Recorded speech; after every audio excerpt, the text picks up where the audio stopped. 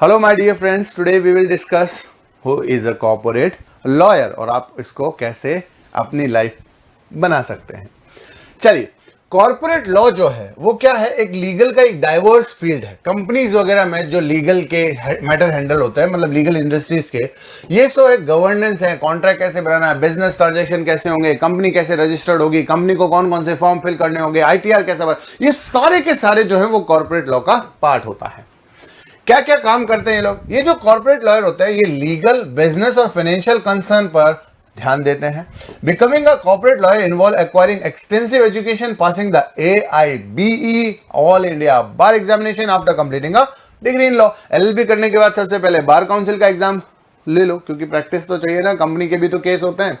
Corporate law is a challenging या rewarding career. हाँ, challenge तो है भाई, लेकिन इसके साथ इसका एक सबसे बड़ा फायदा क्या है कि करियर अपॉर्चुनिटी ऐसी मिल जाती है आप लोगों को कि आप इससे इतना ज्यादा अच्छा एक लाइफ आप चूज कर सकते हैं कि आपको वापस पीछे मुड़कर देखने की जरूरत नहीं होती। इसके साथ ही जो आपको अपॉर्चुनिटीज हैं कंसर्न की, या आप इंडिविजुअली फ्रीलांसर की तरह भी काम कर सकते हैं एज अ कॉर्पोरेट लॉयर।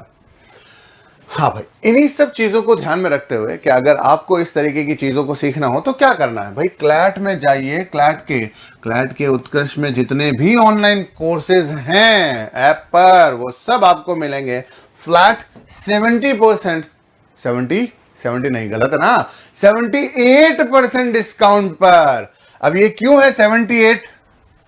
इस वजह से है, सर का बर्थडे है तो सर भी तो कुछ एक्स्ट्रा देंगे ना आप लोगों को। 13% एक्स्ट्रा छूट, NG13 कोड यूज करो।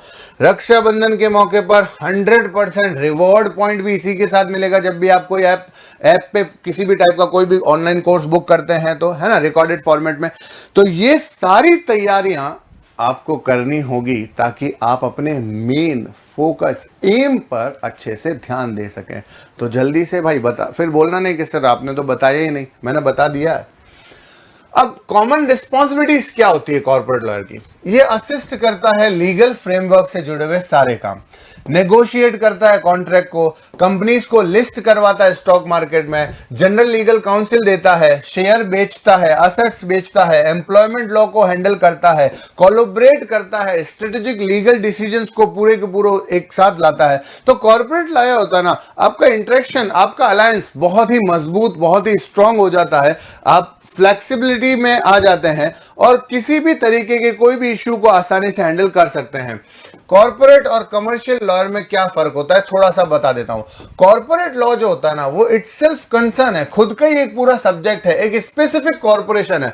कमर्शियल लॉ जो होता है वो जनरली लीगल मैटर को हैंडल करता है जो बिजनेस से जुड़े हुए छोटी मोटी चीजें होते हैं।